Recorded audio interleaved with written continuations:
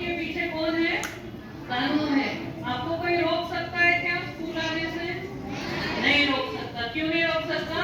क्योंकि कानून ने बच्चों को अधिकार दिया है कि एजुकेशन लेना चाहिए उन्होंने। ऐसे सब के पीछे कानून रहता है। तो कानून की अगर अपने को मालूम नहीं रहेंगी तो अपने राइट्स क्या है ये मालूम पड़ेगा क्या? अगर तुमको लॉ ही नहीं मालूम तो मुझे क्या क्या राइट्स मिलेंगे ये पता चलेगा क्या? नहीं चलेगा। तो जितने कानून अपने फायदे के हैं उतने तो हमको मालूम रहना चाहिए ना। अभी ये देखो कितने बच्चे इधर बैठे हुए, कितने लोगों को मोटरसाइकिल चलाने आती है? कितने लड़कियों को नहीं आती? कितने?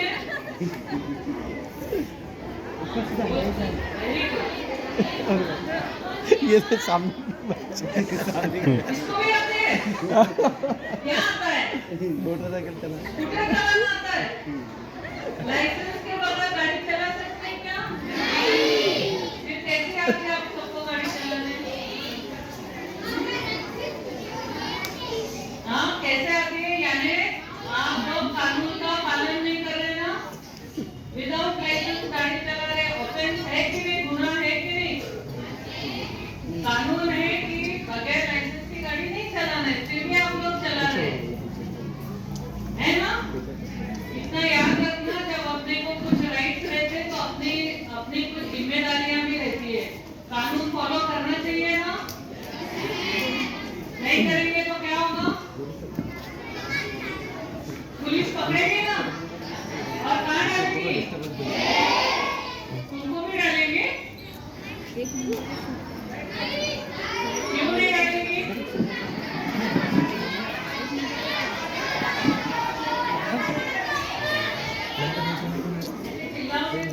क्यों नहीं डालेगी पुलिस तुमको जेल में?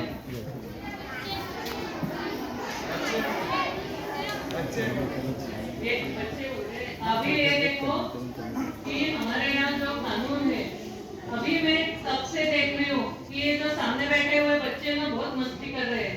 वो मैडम ने क्या एक बार बताया, 2 बार बताया, फिर एक को तो दिया भी, और फिर वो मैडम सबके पीछे चली गई, सर को लेकर आई। तो मैडम ने क्या किया? मैडम ने पहले समझाने की कोशिश की कि बाबा ऐसे मत करो, फिर भी बच्चे नहीं सुन रहे। फिर क्या किया? मैडम ने मारा है। वैसा ही कानून है। कानून क्या करता है, जब तक तुम 16 साल के हो तब तक कानून को भी ऐसे लगता है कि बच्चे हैं, बच्चों को समझ में नहीं आता, बच्चे नादान है, इसलिए उनके हाथ से गलती हुई है। तो जब तक बच्चे 16 साल के हैं, कानून क्या करता है? उनको सुधारने की कोशिश करता है। हम लोग पहले बच्चे जो है उनको जेल में नहीं भेजते। 16 साल तक के जो बच्चे हैं उनको जेल में नहीं भेजते। क्यों नहीं भेजते जेल में? जेल एक बहुत बुरी जगह है, बहुत यानी बहुत ज्यादा बुरी जगह है। आप लोगों ने कभी जेल देखा है क्या? मूवी में कौन सी मूवी देखी है? अगर आप मूवी देखते होंगे तो जेल नाम की एक मूवी है, एक जेल नाम की मूवी है, वो देखो, जरूर देखो। तुमको पता चलेगा कि जेल कितनी बुरी चीज है। जेल में रहना ये बहुत बेकार चीज है। तो जो छोटे बच्चे होते हैं जो 16 साल तक रहते हैं उनको जेल में नहीं भेजते। क्यों? क्योंकि तुम हमारा भविष्य हो। अगर छोटे ये उम्र में तुम लोग जेल जाओगे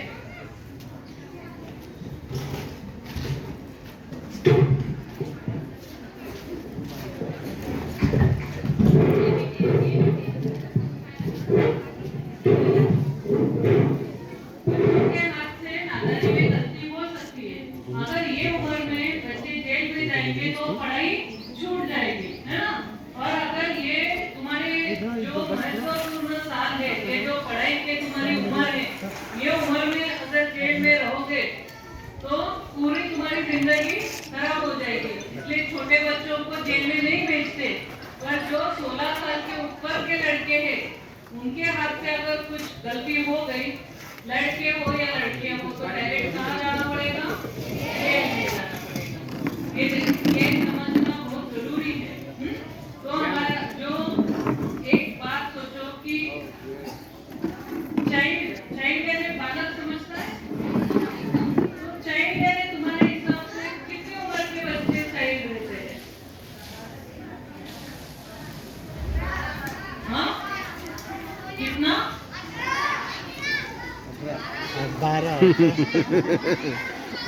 चलता है।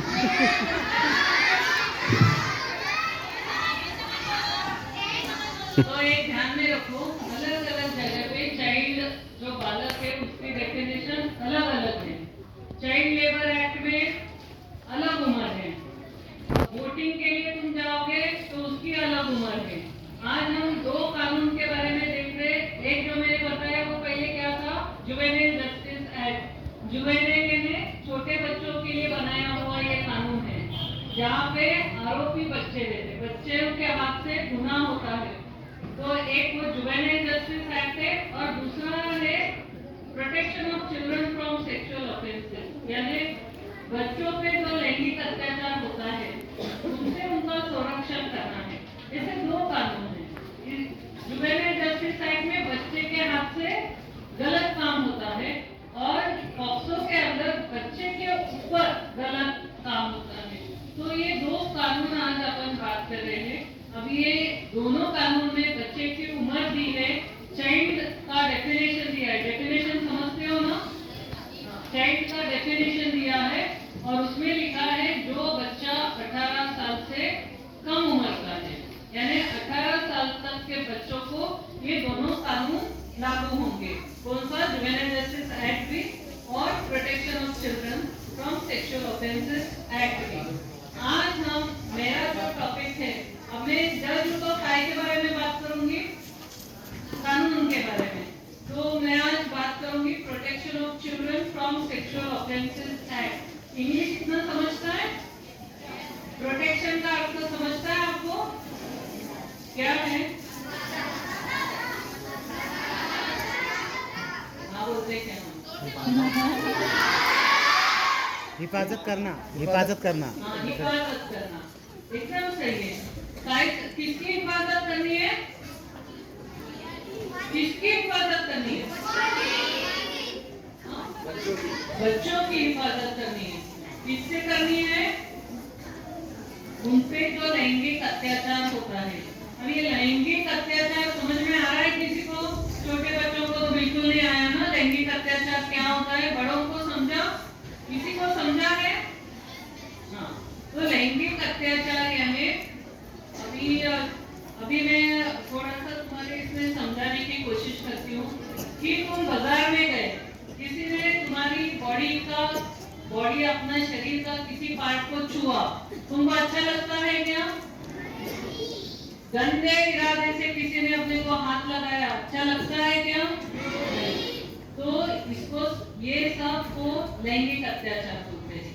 यानी अपने साथ जो अभी मम्मी हाथ लगाती है तो अलग लगता है ना, मम्मी अपने को पास लेती है तो अलग लगता है ना, पर दूसरे लोग लेंगे तो कभी कभी अपने को अच्छा नहीं लगता है।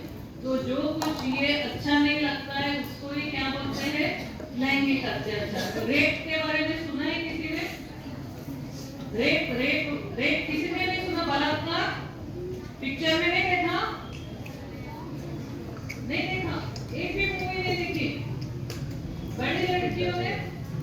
अच्छा, रेप सुना तो होगा ना? नहीं मालूम? तो एकदम रेप ये सबसे एग्रावेटेड फॉर्म है, यानी सबसे गंभीर गुनाह है जो बच्चों के साथ होता है। और सब वहां से लेकर एकदम छोटा, तुम रास्ते से जा रहे हो, लड़कियां रास्ते से जा रही है, किसी ने बोला आई लव यू, लड़की को अच्छा नहीं लगा तो वो हो गया ऑफेंस। मैं एकदम स्पष्ट बात करने वाली, आज यहाँ शर्माना नहीं है, कुछ नहीं है, क्योंकि जब तक हम लोग इसके बारे में खुलकर बातें नहीं करेंगे, क्या हो रहा है कि अपन इसके बारे में खुल के बातें नहीं करते। और बातें यानी अपने साथ रोज अपन करते भी नहीं है। खुलकर बात इसलिए करना है क्योंकि ऐसे दिख रहा है कि अत्याचार हो रहा है लड़कियों पर, बहुत ज्यादा प्रमाण में अत्याचार हो रहा है।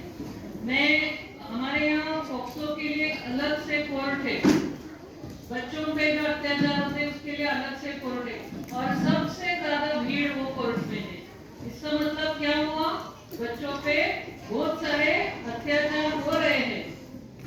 हाँ, ये अत्याचार ये लोगों ने आवाज उठाया इसलिए वो कोर्ट में आए।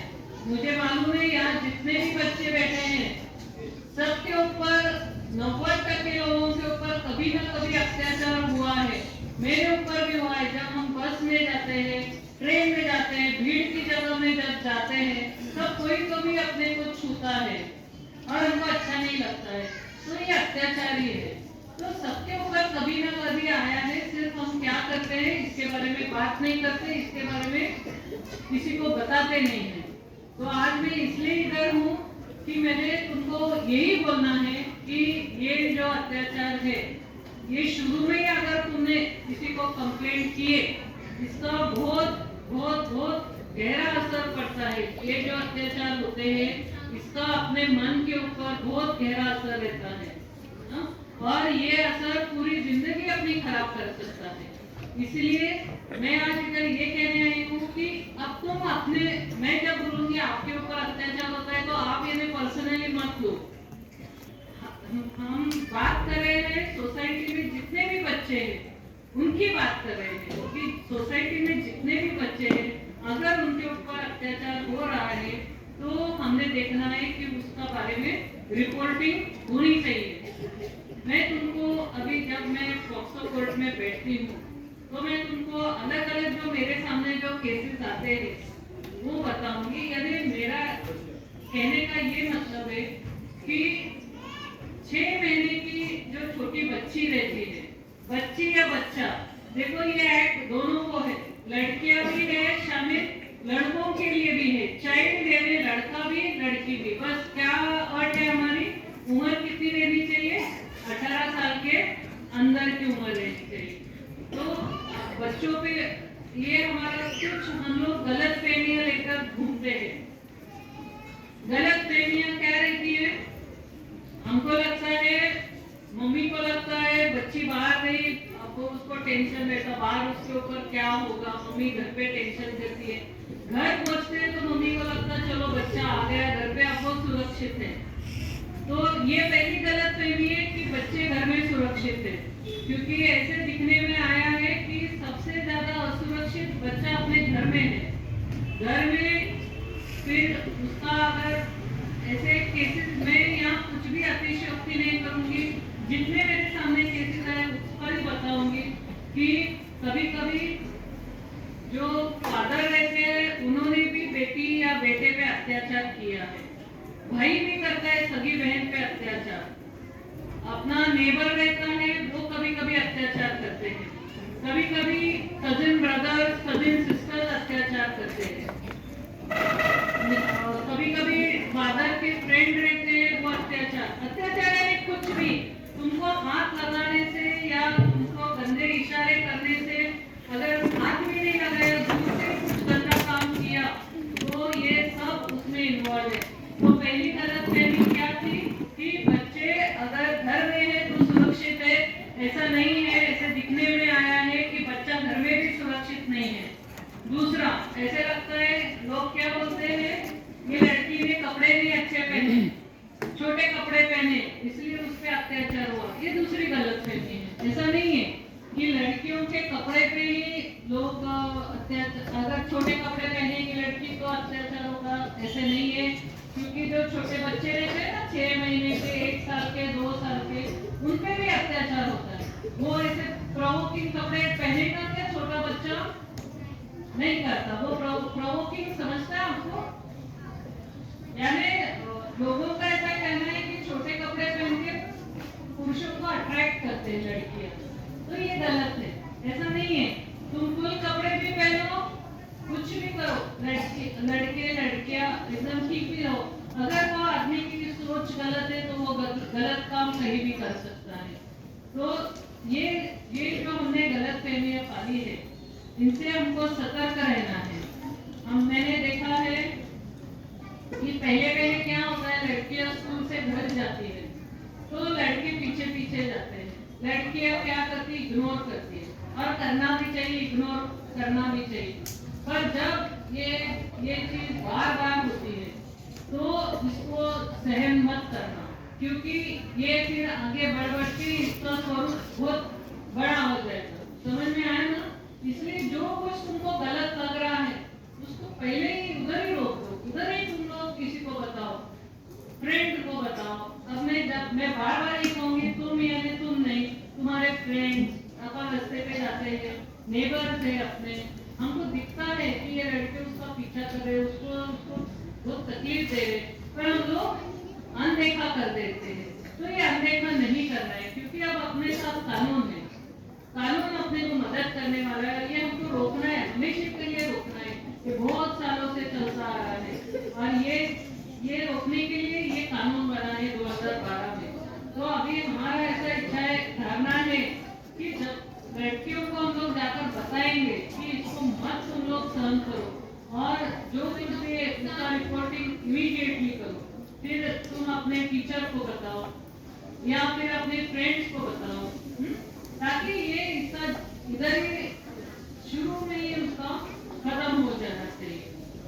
अभी एक मेरे पास ऐसा केस था कि वो लड़की, अब दो सहेलियां थी, अब हम सहेली के घर जाते हैं तो ये लड़की भी सहेली के घर जाती थी। अब वो सहेली का फादर क्या करता था, लड़की को देता था चॉकलेट, रोज चॉकलेट देता था। और फिर धीरे धीरे क्या करने लगा कि अपनी बेटी को बोलता था, जा जरा दुकान में से ये सामान लेकर आओ। तो अभी ये फ्रेंड अकेली रहती थी घर में, तो ये इसके साथ गलत काम करता था। वो बेचारी उसने क्या किया, वो गलत काम करते करते उसका वीडियो शूटिंग भी किया था। तो मैंने देखा, इतनी सी छोटी सी बच्ची थी, तब से लेकर वो जब तक 14-15 साल की, यानी 7-8 साल वो उसके ऊपर अत्याचार कर रहा होता, 7-8 साल गंदा काम कर रहा था उसके साथ। और वो जब गंदा काम कर रहा था तो वीडियो शूटिंग भी ले रहा था। हाँ, तो अभी हम लोग ये नहीं पूछते लड़की को कि क्यों तूने पहले कंप्लेंट नहीं की, है ना। ऐसा डर लगता है, लड़कियों को लगता है अभी इस केस में क्या हुआ रहेगा। ये मैं सोच रही हूँ, लड़की को हम लोग पूछते हैं, मैं सोच रही थी कि ये आदमी देता था चॉकलेट। अब हमारी मम्मी डैडी बोलते हैं ना, किसी के पास से चॉकलेट मत दो, बोलते सबके पेरेंट्स बोलते चॉकलेट मत दो किसी के पास से।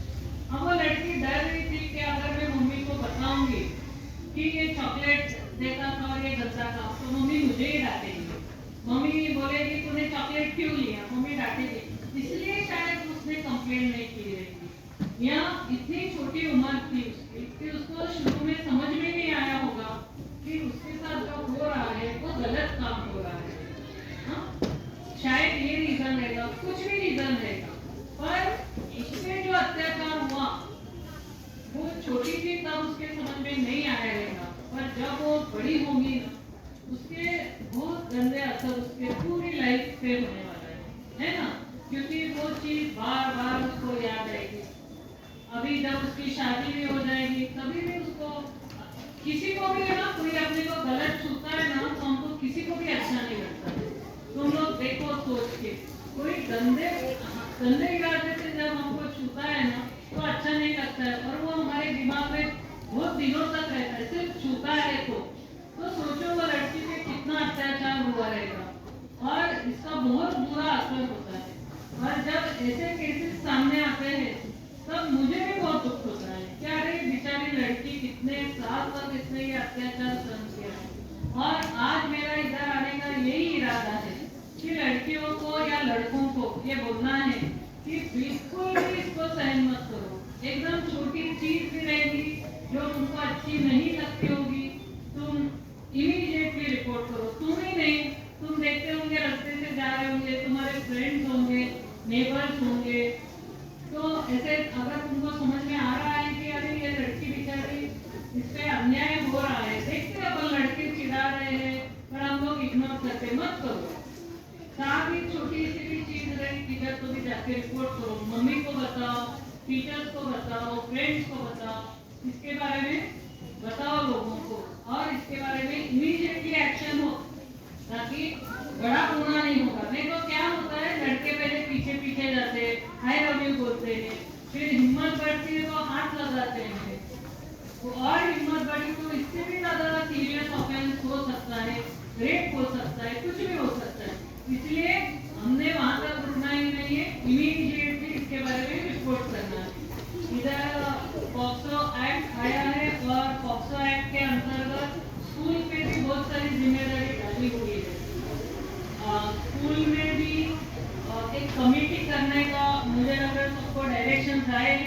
कि स्कूल में जितने भी ऐसे जगह सीसीटीवी कैमरे लगाने हैं, स्कूल में टॉयलेट्स वगैरह रहेंगे, तो ऐसी जगह पर ज़्यादा फोकस करना चाहिए जहाँ पर ये अत्याचार हो सकते हैं। स्कूल के स्टाफ लेते टाइम स्कूल कमेटी ने बहुत जिम्मेदारी से लेने हैं। वॉचमैन हो, जिस अभी ये जालना शहर छोटा है, नहीं तो बॉम्बे जैसे बड़े शहर जहाँ होते हैं वहाँ स्कूल बस देते, स्कूल ड्राइवर अत्याचार करता है, कंडक्टर अत्याचार करता है, कोई ना कोई करते ही रहता है। ऐसे सोचो ही मत कि हो नहीं यहाँ हर 2 लड़की के पीछे अत्याचार हो रहा है। तो अगर हम लोग जागरूक नहीं रहेंगे और इसके बारे में एक्शन नहीं लेंगे तो क्या होगा, और ज्यादा बढ़ते जाएंगे। स्कूल में भी अभी मैं आई हूँ, स्कूल में मैं जब एग्जाम्पल्स दूंगी तो ये मत सोचो कि मैं ये स्कूल के बारे में बता रही हूँ। मेरे सामने एक ऐसा केस था कि जहाँ एक टीचर बार बार लड़कियों पे चॉक्स फेंकते थे, हाँ, और कमेंट्स करते थे कि अरे तेरा पेटीकोट तेरे यूनिफॉर्म से लंबा है, ये गंदे रिमार्क्स करते थे। अब स्कूल में नॉर्मली बच्चे टीचर के अगेंस्ट कुछ बोलते नहीं है। अभी चौक मारने का जो है वो मैं भी स्कूल में थी तब टीचर मारते थे, चौक मारते थे, हमको भी मारते थे और हमको वो गलत नहीं लगता था। पर अभी चेंज हो गया है, अभी विचारधाराएं बदल रही है, अभी कानून आया है, अभी कानून कुछ भी टॉलरेट नहीं करने वाला है। अगर लड़की को ये भी पसंद नहीं आया तो टीचर्स डिफिकल्टी में होंगे। ये सब कहने का इतना ही उद्देश्य है कि हम सबको मालूम रहना चाहिए कि कानून में क्या लायबिलिटीज भी है, यानी टीचर्स पे क्या लायबिलिटी है, जिम्मेदारियां है। क्योंकि हम ये नहीं देखते इंटेंशन क्या है, चौक फेंका, सर क्या बोलेंगे, मैं वो लड़की को या लड़के को सबक सिखाने के लिए कर रहा था, हम वो नहीं देखेंगे। हम सिर्फ क्या देखेंगे, बच्ची को पसंद नहीं आया है, तुम जो चौक फेंक रहे हो लड़की को अच्छा नहीं लगा, तुम जो कमेंट्स कर रहे हो लड़की को अच्छा नहीं लगा, बस लड़की को नहीं अच्छा लग रहा है, यहाँ पर सब खत्म हो जाता है। लड़की बोल रही है ना ये हरकत मुझे अच्छी नहीं लगी, तो हम लोग लड़की को बिलीव करते हैं और वो जो टीचर थे उनके खिलाफ बहुत सारे और सीरियस चार्जेस भी थे, क्योंकि लड़कियां ने उसको विरोध नहीं किया तो उसकी हिम्मत बढ़ती गई और वो उससे ज्यादा ग्रेवर ऑफेंस हो गया। वो टीचर अभी 10 साल जेल में है। कहने का इतना ही मेरा ये है कि जो बच्चियां हैं उन्होंने कुछ टॉलरेट नहीं करना है और हमको भी सबको अपनी जिम्मेदारियां मालूम रहनी चाहिए कि हमने अभी कैसे बर्ताव करना है। एक टीचर ने तो सिर्फ एग्जाम्पल के लिए मैं सब दे रही हूँ कि एक टीचर ने शाबाशी दी, देते हैं ना ऐसे शाबाशी, तो लड़की को वो भी पसंद नहीं आया, उसने उसके बारे में ही कंप्लेंट की। तो और मुझे इतना ही बोलना है कि लड़कियों को या लड़कों को जो कुछ भी गंदा लग रहा है उन्होंने इमीडिएटली रिपोर्ट करना है। टीचर्स ने भी जरा ध्यान देना है बच्चों के ऊपर। कभी कोई लड़की नाराज, लड़का या लड़की नाराज दिख रही है क्या, उसके जो होशियार रहते हैं उसके बहुत सारे मार्क्स रहेंगे तो इमीडिएटली मार्क्स घट रहे हैं तो उसके तुम लोग ध्यान दो, क्योंकि बार बार मैं ये कह रही हूँ बहुत सारे बच्चों पे अत्याचार हो रहे हैं और जो ये बच्चे हमारा भविष्य है, अगर उनको ये उम्र में ही ये सब झेलना पड़ेगा तो उनका भविष्य अंधकार में रहेगा। इसलिए हम सब ने लड़कियों पे और लड़कों पे ध्यान रखना है और हमने सबने मिलकर ये जो अत्याचार हो रहे हैं उनको रोकना है। समझ में आया? समझ में आया? मेरा जो मैं केसेस करती हूँ, मुझे हमेशा ऐसे लगता है कि मैं जाकर बच्चियों को बताऊं कि ये अन्याय सहन मत करो। मैं भी एक औरत, मुझे मालूम है क्या फीलिंग रहती है औरत की। अगर किसी ने अपने ऊपर गंदा कमेंट किया या हमारे साथ कुछ गलत किया या हमको गलत तरीके से हाथ लगाया, तो ये मेरी इच्छा थी कि मैं ये कानून के बारे में जितना बता सकूं उतना बताऊं। और एडवोकेट अभिषेक साहब ने मुझे ये बार बार संधि देते हैं और मैं कभी भी संधि मिली तो छोड़ती नहीं हूँ। तो स्कूल अथॉरिटीज ने मुझे ये मौका दिया और आप सब लोगों ने भी मुझे सुना, इसके लिए आप सबका